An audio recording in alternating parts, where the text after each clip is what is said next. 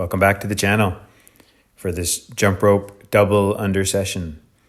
So in just a moment, I'm going to do my first set of double unders.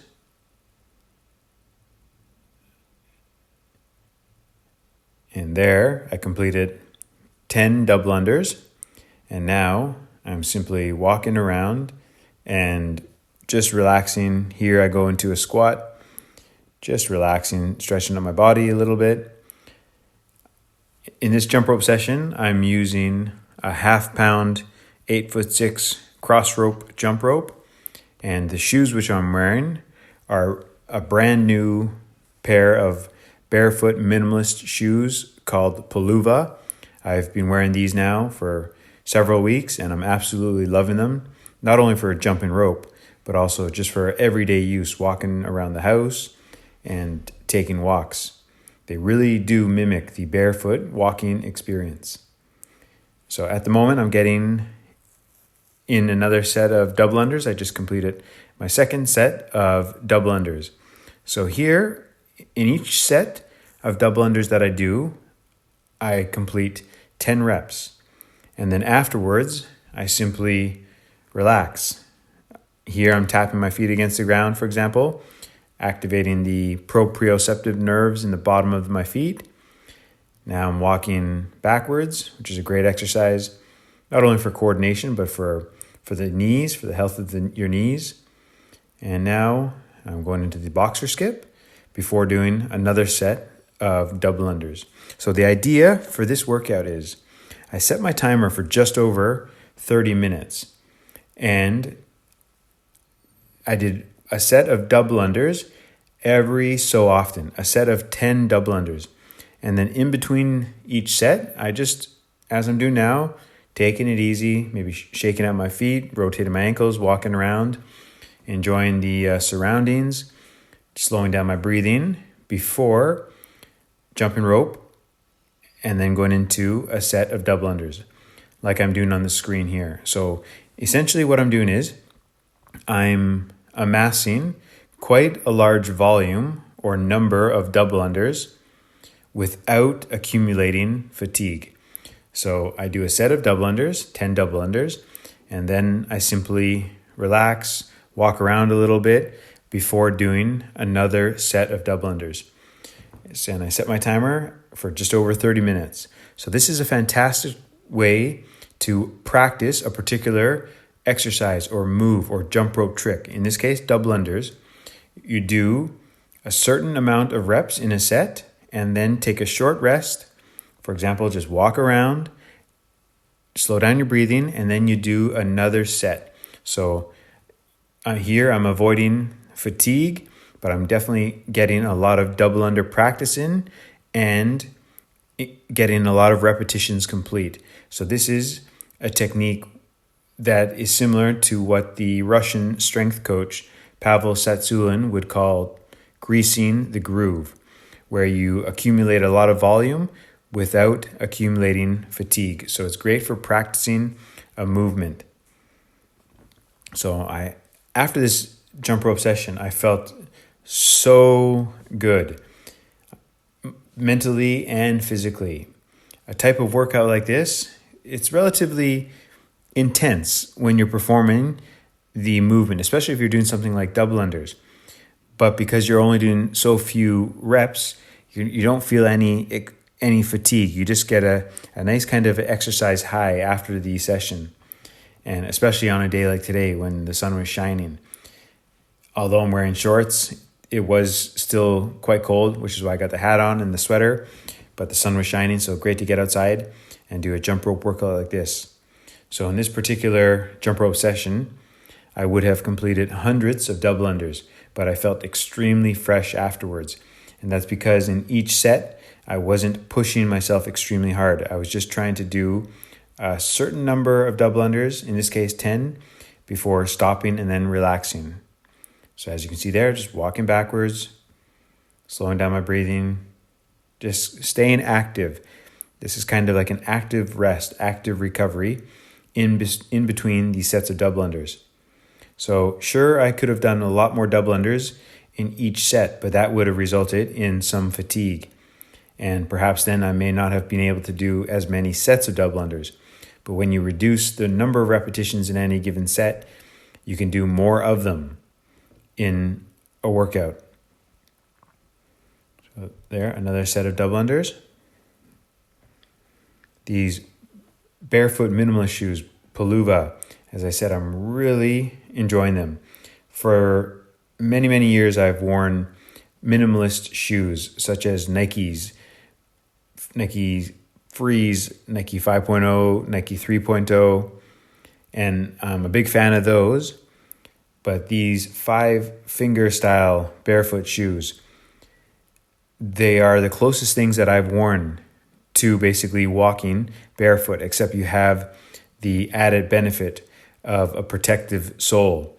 The sole protects your foot from the ground, but it still gives you the feeling of walking in your bare feet, especially because the toes are actually separated.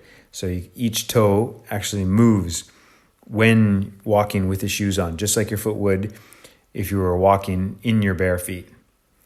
And they're extremely comfortable. These shoes, the ones I'm wearing, fit like a glove. I wear a size 13 US or 12 UK in Nikes, for example. And in these Paloozas, I also wear a size 13 US or 12 UK. Speaking of Nike, I just recently watched a movie called Air with Matt Damon and Ben Affleck about Nike signing Michael Jordan many, many years ago. I found the movie to be really good. See the sole of these Palooza shoes. The shoe itself looks really cool. So, as I said, in between the sets of double unders, I'm just taking it easy, relaxing, slowing down my breathing, just enjoying being outside before doing another set. So you could choose a particular jump rope move that you're trying to learn or trying to get better at, and do a certain number of repetitions for each set. But choose a certain number of repetitions that doesn't fatigue you. So let's say, for example, if you could do 50 repetitions of a particular move, maybe you only do 5 repetitions in each set, or perhaps 10. And then just stop. Leave repetitions in the bank. Leave them for the next set. So accumulate a lot of volume, get a lot of practice without the fatigue. This is a fantastic style to practice a move. It not only helps your body learn how to perform a move, it also helps your brain learn how to perform the move. So as I said, this is the half pound cross rope. And it's 8'6" in length, and I stand at 5'9". I quite like this rope length when using cross rope. I also have some of their 8-foot cross ropes. So you notice here when I'm doing these double unders, I'm really not jumping that high off the ground. And when I land on the ground, I'm not landing with too much force or too much impact. I'm using the toes and the balls of my feet to cushion each landing. So when I land on the ground, I use the toes and balls of my feet to avoid my feet hitting the ground with excessive force. I'm using the toes and balls of my feet like shock absorbers, like cushions. And something I've talked about just recently in a video, and I've talked about it in previous videos, and I will have another video out very soon on that same subject. So I highly encourage you to try something like this. Let's say, for example, you're trying to do, maybe 100 double unders. Maybe you have a target of learning how to do 100 double unders in a row. Instead of always trying to do 100 in a row or as many as you can in a row, do far fewer reps in a given set, but just do a lot of sets in a particular period of time. So as I'm doing here, I set my timer for just over 30 minutes, and every so often I did 10 double unders. So after 30 minutes, I would have completed hundreds of double unders. but with no fatigue. So it's just a fantastic way to practice a move. You also get a great workout in at the same time, especially if you stay relatively active in between the sets. So as I'm doing here, I'm just walking around, moving my body around, adjusting my feet a little bit, rotating my ankles, moving my neck around, just staying active, doing a little bit of active recovery. I'm not sitting down in between sets, or I'm not just standing in the same place. I'm just trying to move around a little bit.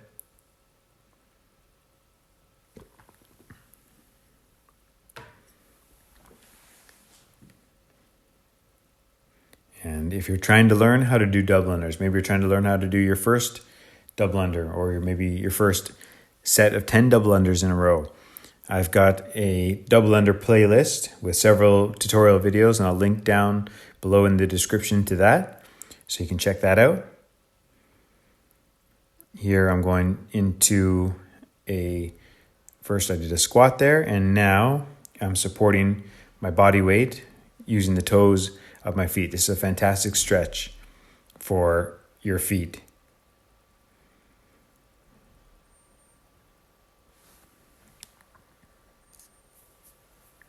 I'm really looking forward to getting in a great jump rope session in the coming days. I've had a busy week so far, just being able to jump rope for the past couple of days, so I'm really looking forward to getting outside again and jumping rope.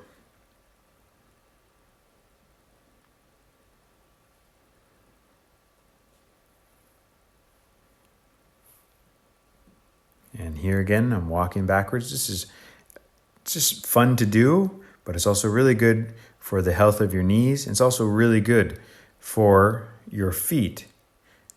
We're using our feet in a slightly different manner than we normally would when we walk forwards. So it's great for the condition and health of your feet. So I would encourage people to walk backwards from time to time. But just be careful you don't trip up when you're doing so. And notice here when I'm doing these double unders, my upper arms are close to the sides of my body. My forearms are quite relaxed, and I'm focusing on spinning the rope with mostly my wrists. The index finger and thumb play a big role in that too.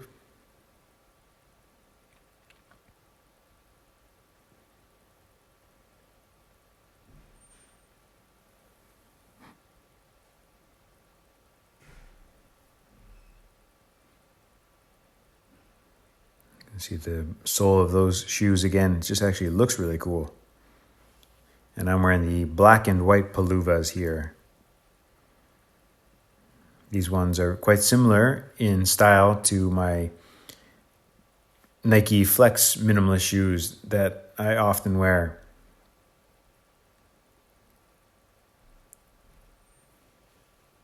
So we're approximately 13 minutes into this video, and I've already done quite a few sets of double unders. So as I said, this is a fantastic way of working out to accumulate a lot of volume, a lot of repetitions, a lot of practice of a particular movement without experiencing too much fatigue. So there are a lot of benefits to doing this style of workout. Get a lot of practice in, you get a lot of health benefits from the actual exercise session itself, but you don't really accumulate too much fatigue. So as I said, after doing this workout, even though I would have done hundreds of double unders and I was on my feet for 30 some odd minutes, I felt fantastic. I had no fatigue afterwards, and I just had the kind of mental high from the workout.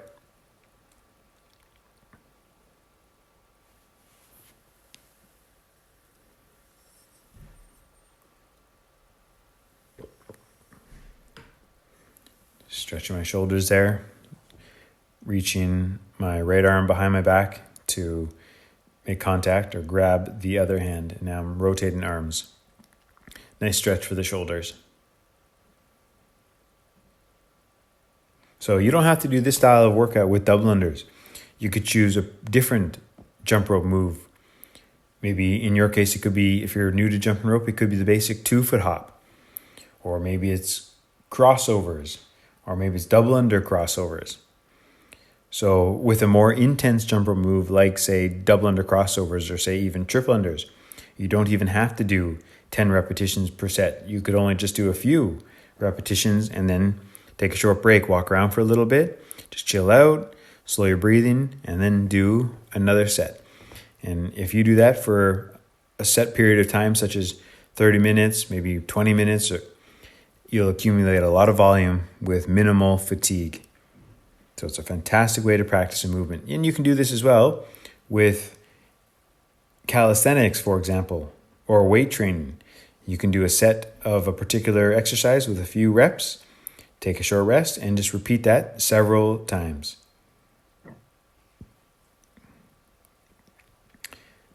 In those bags on the left there, those bags are 70 liters of bark mulch. So I was lifting those actually earlier.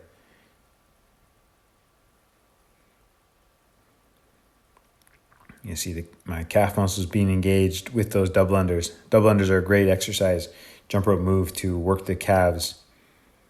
But the basic 2-foot hop, where you don't even have to jump that high off the ground, can really engage the calf muscles. So if you're jumping rope and you want to emphasize or target your calves, the basic 2-foot hop really works well. And then if you want to add in a different move, I would highly recommend the standing calf raise, or even the seated calf raise, where you stand up basically on the toes and balls of your feet and really flex the calves at the top of the movement.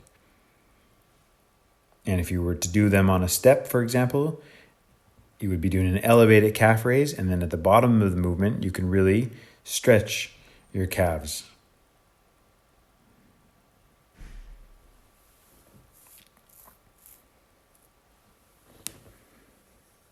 So as I'm watching this footage right now, I'm just drinking some tea. It's quite late in the day, in the morning and sometimes the afternoon. I drink coffee, and then later in the day I'll drink tea.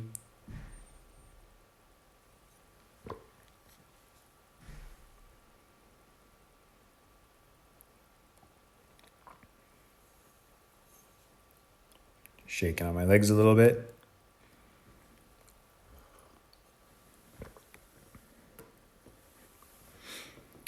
Here I'm doing some kind of butt kicks.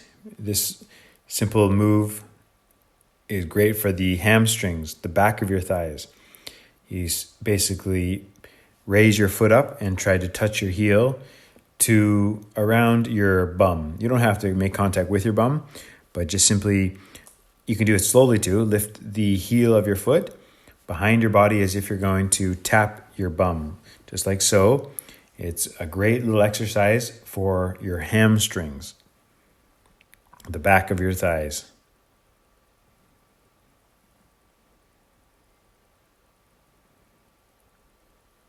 Okay, so we're almost coming up to 20 minutes. I highly encourage you to try a workout like this, be it double unders, be it another jump rope move, or be it something like push-ups or pull-ups or chin-ups. The same idea can be applied.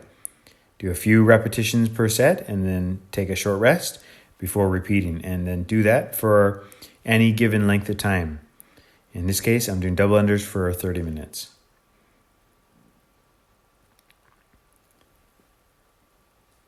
And before I finish today's video, I would love it if you check out my jump rope related book called Jump Rope Johnny and the Inspiring Mr. P, which is available on Amazon.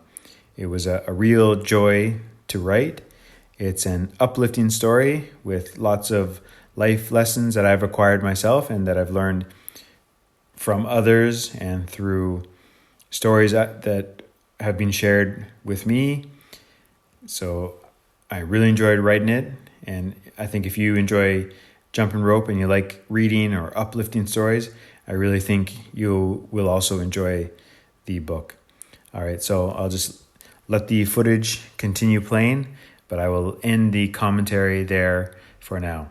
All right, thanks for watching, everyone, and I hope to see you all again in the next one. Good things.